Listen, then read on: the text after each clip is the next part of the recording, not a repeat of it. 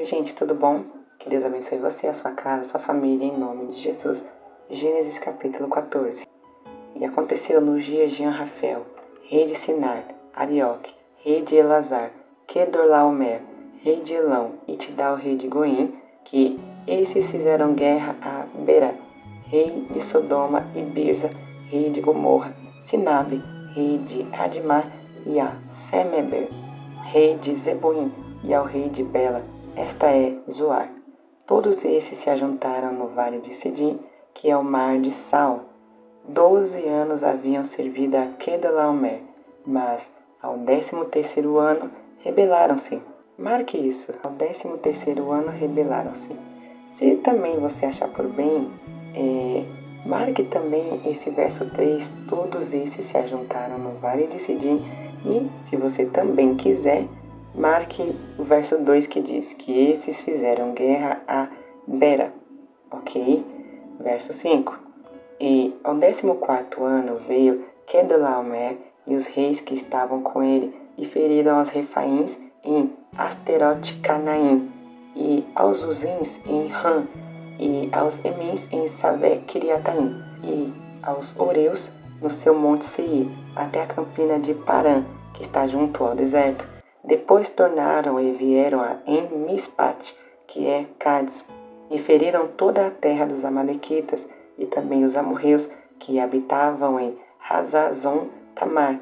Então saiu o rei de Sodoma, e o rei de Gomorra, e o rei de Adma, e o rei de Zeboim, e o rei de Belá. Essa é Zoar. E ordenaram batalha contra eles no vale de Sidim, contra Kedorlaomer, rei de Elão, e Tidal, rei de Goim, e Anrafel, rei de Sinar, e Arioque, rei de Elazar. 4 reis contra 5. E o vale de Sidim, que estava cheio de poços de betume, marque isso aqui no verso 10. E o vale de Sidim estava cheio de poços de betume. E fugiram os reis de Sodoma e de Gomorra, preste atenção e marque isso, e caíram ali. E os restantes fugiram para o monte, e tomaram toda a fazenda de Sodoma e de Gomorra, e todos os seus mantimentos, e foram-se. Verso 12, e preste atenção. Também tomaram a Ló, que habitava em Sodoma. Lembra? Nós já falamos sobre aonde Ló morava, como foi a escolha que ele fez. E a pergunta também que eu tinha feito, aqui está a resposta. Filho do irmão de Abrão. Logo, o Ló é sobrinho de Abrão. Diz o texto, continuando, e a sua fazenda, e foram-se. Começou a chover, mas não tem como eu tirar o barulho da chuva do áudio, gente. Então vai ficar assim mesmo, tá bom? Verso 13. Então veio um que escapara e contou a Abrão, o hebreu. Ele habitava junto dos carvalhais de Manre, o amorreu, irmão de Escol, irmão de Aner. Eles eram confederados de Abrão. Ouvindo, pois, Abrão que o seu irmão estava preso, esse irmão aqui é uma forma de falar, pois na Bíblia, qualquer tipo de parentesco pode-se ser chamado, sim, de irmão. Minha mulher, minha irmã, meu marido, meu irmão, meu tio, sobrinho, irmãos, certo? Isso também responde a uma pergunta que eu fiz para vocês lá no capítulo 11, 12, etc. Tá? Armou seus criados, nascidos em sua casa, 318, e o perseguiu até Dan. E dividiu-se contra eles de noite, ele e os seus criados, e os feriu. E o perseguiu até Obá, que fica à esquerda de Damasco. E tornou a trazer toda a fazenda, e tornou a trazer também a Ló, seu irmão, e a sua fazenda, e também as mulheres e o povo. E o rei de Sodoma saiu-lhes ao encontro, depois que voltou de ferir a Kedorlaomer, aos reis que estavam com ele, no vale de Savé, que é o vale do rei. E Melquisedeque, rei de Salém, trouxe pão e vinho. Eu não vou entrar na questão aqui do Melquisedeque, certo? E este era sacerdote do Deus Altíssimo. E abençoou e disse: Bendito seja Abrão, do Deus Altíssimo, o possuidor dos céus e da terra. E bendito seja o Deus Altíssimo, que entregou os teus inimigos nas tuas mãos, e deu-lhe o dízimo de tudo.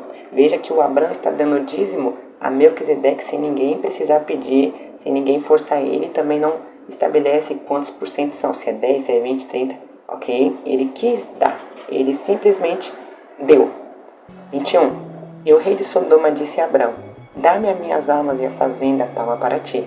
Abraão, porém, disse ao rei de Sodoma: Levantei minha mão ao Senhor, o Deus Altíssimo, o possuidor dos céus e da terra, e juro que, desde um fio até a correia de um sapato, não tomarei coisa alguma de tudo que é teu, para que não digas: Eu enriqueci Abraão, salvo tão somente o que os jovens comerem, e a parte que toca aos varões que comigo foram, Aner, Escol e Manre, esses que tomem a sua parte.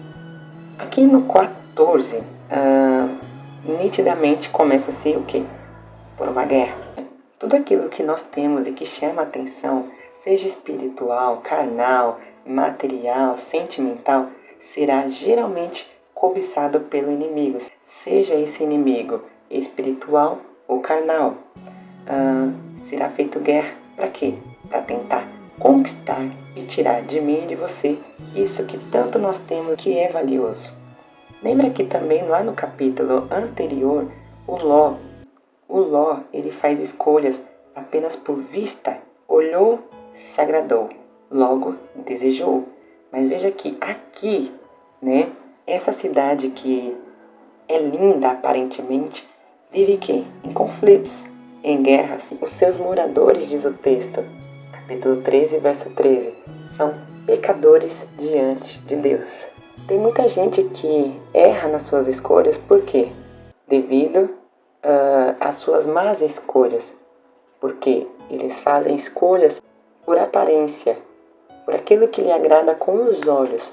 Olhou, gostou, casou. Olhou, gostou, comprou. Pegou, aceitou, registrou, enfim. Cuidado. As aparências enganam. É uma frase até comum, né? Que todo mundo conhece. As aparências enganam. Tem outra também que diz que nem tudo que reluz é ouro, né?